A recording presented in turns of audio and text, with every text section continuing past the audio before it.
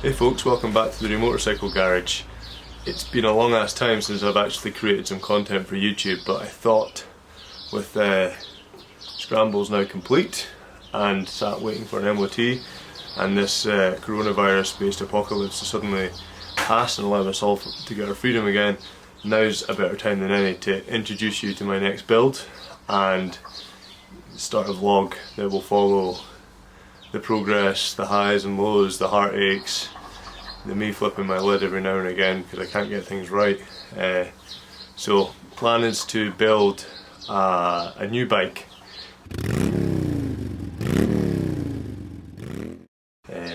called Panther. The Panther is based on a concept I had actually driving back from the bike shed show last year with this one here. If you look at the pictures on screen, the main plan is to use my XS850 donor bike as a means to create a really badass looking, not so much a scrambler, more like a Brat style bike, all black wheels, black tank, ceramic coated, custom exhaust. I want to use this build as an opportunity to try and learn a lot more. There's things I learned on this bike that this is my first bike. I was really quite hard on myself and quite bad that way. So this first bike it's turned out really well, and it's taught me absolutely shitloads about what to do, but also what not to do. So I want to try and boil those learnings and incorporate them in my new build. So thanks, Rufus. The plan with this then is to try and develop my skills a bit further. So things I want to try and sort out are 2 seconds, I'll sort this dog out. Actually, let's meet the dog. Rufus. Hello. It's that big fat piece of shit over the road shouting at his dogs again. You tell him. You tell him. Good boy. This is Rufus. He is 3.5 months old, and he's a bit of a mutt. We don't really know what he is, so, but he's cool little doggy. Anyway, this is the bike in question. Well, actually, for anyone that's been following me for a length of time, you'll know that this was the bike in question. This was an XS850, 1978, 1979. I bought this as my first bike, and my main aim was to build this badass bike off this chassis and off this bike. So start of the year I started buying parts, accumulating parts for this. So new big badass tyres, smaller front wheel, some Triumph, ignore the mess, Triumph carburetors, electronic ignition. So I ended up getting a lot of parts for this bike. But the issue with the DVLA in the UK is that, well, mainly my fault. I bought this bike without a V5, which probably wasn't the best idea in the world, but I got it really cheap on eBay. So I think I paid about £165 on eBay about 3 or 4 years ago. I stripped it all down and I started my Motorcycle blog with that bike. So I learned a lot from that. I learned how to rebuild the top end of an engine. That's the first bike I learned how to do a cafe racer loop on. But when applying for my V5 at the start of this year, the DVLA started being quite difficult, asking lots of questions, and it made it quite difficult for me to get a V5. That's not to say I'm not going to get one, but I got this feeling that if I went and invested a lot of money into this bike here without any guarantee of getting a V5, it would just cripple me. So what I have done instead is buy another XS850 from a guy down south.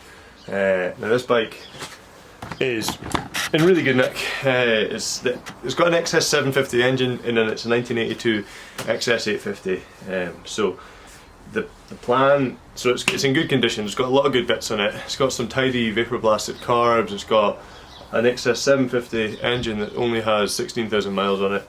The tank's got a wee bit of a dent in it. It's not the end of the world. The V5 is black, which is fine. That's perfect. So the main plan is to use this bike here as Panther. There's bits in this bike that have already been done. It's already got a frame loop. There's bits of it that are they're good bits. So what I'm thinking in the longer term is to take some of the bits off this bike, put them onto my other one, and I'll tackle the whole XS850 no V5 bike, try and reassemble it as cheap as I can, get pictures of it all assembled, and hopefully get my V5. But worst case scenario, I might only be a few £100 deep and a lot of man hours versus quite a lot of money down the drain, getting things paper blasted and everything else, trying to build a show bike with no guarantee of getting a V5 for it. So for this bike, I'm now going to base Panther off this XS850 with the 750 engine. So the plan is to try and develop my skills, as I was saying, a little bit more. So I want to do some stuff with carbon fibre. I'm quite shit with my hands in terms of metal shaping and everything else, but I'm a dab hand at CAD. Well, not really a dab hand, but I'm okay at CAD. And I can visualise things a lot easier on a computer, and then I'll use CNC, 3D printing to try and create the parts that I physically struggle with being able to make with my hands, if that makes sense. So I kind of want to try and utilise what I have and my skills to help create something cool. So this shut up! This bike's going to have really cool front panel. That's why I've called it Panther. One sec. This bike's going to have a really cool front panel made out of carbon fibre, but the reason I've called it Panther, you can see in the pictures and the CAD diagram I've made here, it'll have like these yellow lights, which will, hopefully it's not cheesy. I don't think it'll be cheesy. It's just styling cues from one of the most badass animals in the animal kingdom. So the yellow lights are hopefully going to be give those styling cues to Panther. Whilst we're working with carbon fibre, I want to try and make some carbon fibre arches on as you can see behind me here. On this bike I did a lot with fiberglass. Really enjoyed working with it, but I want to take it a little bit further and utilise the textures and the depth that you get with carbon fibre finished parts. I kind of want to apply that to this bike here. So I want to try and get some carbon fibre front and rear mudguards. I also want to try and build an exhaust. I bought a TIG welder recently and I've been practicing on it, but I found the best way to learn these things is just to get stuck in with a project. So I really want to learn how to do a pie cut TIG exhaust. I kind of want to nerd out a little bit with the theory of the exhausts as well, and just see whether how the variations in length and everything else can impact the performance and impact the sound. Try and get a little bit of an unusual note from this bike.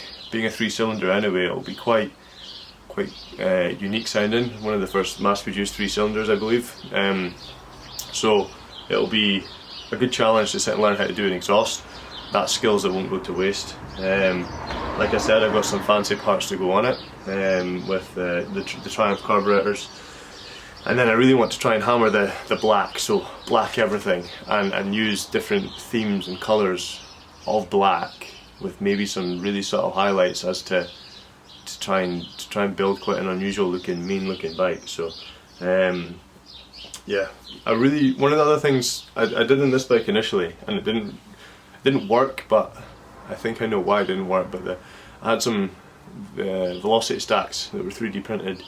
I kind of want to go one further and see whether I can initially design like an air intake using CAD, a 3x3 air intake. But I want to try and I've not got a sketch for this yet, but I want to see whether I can utilise a much bigger style cone filter. Rather than 3 individual trumpets feeding 3 individual carburetors, I wonder if I can get an inlet that looks like 3 individual channels that come into a bigger channel, and then you have a bigger, what would look like an induction kit from a car that sits underneath the seat and fills the dead space beneath the seat a little bit. So that'll be something else I kind of want to try, and a unique touch.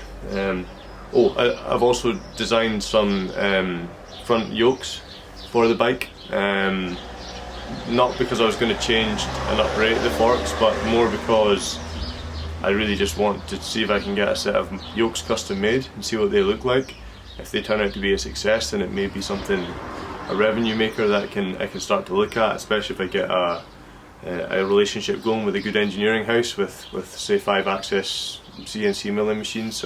So one of the things I'll do there is, because I've already got the rough design, I'll get them 3D printed, try them on for fit, make sure they're okay, and if they're good, then I'll make the commitment to try and get them made out of aluminium. And then obviously all the other little bits, like the fancy electrics, the lithium ion battery, some uprated forks, internals, some uprated shocks. I'm kind of at the mercy of the shaft drive that comes with the XS850s. It's a lot of work to realistically change it from a shaft drive, and I frankly can't really be asked. So I'm going to stick with more learnings on this bike, and then the other bike, the original XS850, whatever I learn on this, I'll apply to that one. My intent's probably to keep Panther. I think it will be a cool badass bike to drive around on. I'll probably keep scrambles for a bit as well. I'm not a hoarder, but I quite like having bikes that I have made. I really want to get the miles in them, and if someone does come around and say, oh, I'll buy that off you, or make me a nice bike, then maybe I'll do that at a later date. But initially this is just for fun for me, and just to try and share my learnings and hopefully inspire other people to do the same. So hopefully this vlog will be quite interesting. Today's job in the garage is to try and not get distracted by El Paparuni here, but I've got I think I've got all the bits I need to get this bike up and running, so I shall have a dig around the garage, make sure I've got all the bits I need, start fitting them. Realistically, I want to hear this bike running first.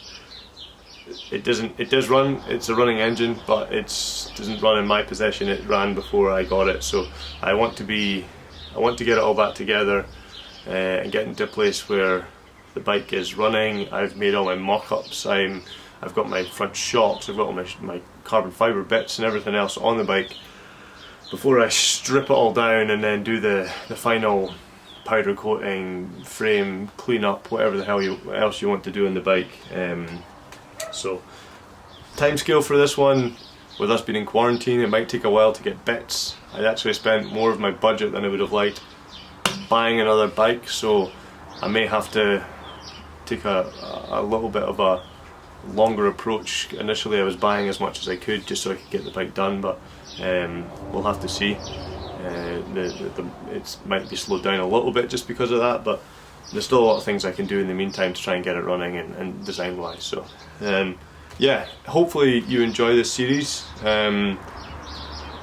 I shall release another video. I'll try and do one weekly, if not every 2 weeks, just capturing everything.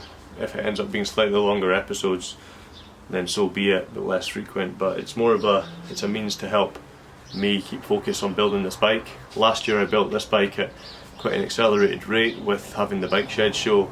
I've not got any shows lined up. Maybe the only thing in the horizon would be the Distinguished Gentleman's Ride at the end of September, I think it is. So that would be a cool target, to have a really nice finished bike by then. But if I get another iteration where I can ride around on it and before I do like a final strip down, but I've got all the bits up ready, then that could be another option as well. So hopefully you enjoy it. If you do, please like the video, subscribe to my channel, head on over to my website. It's got a lot of good resources. I'll be doing blog posts. I'm going to start them back up again, just with weekly updates as to what's been going on with the build. So hopefully you enjoy it. So thanks for watching, and I shall catch you in the next episode.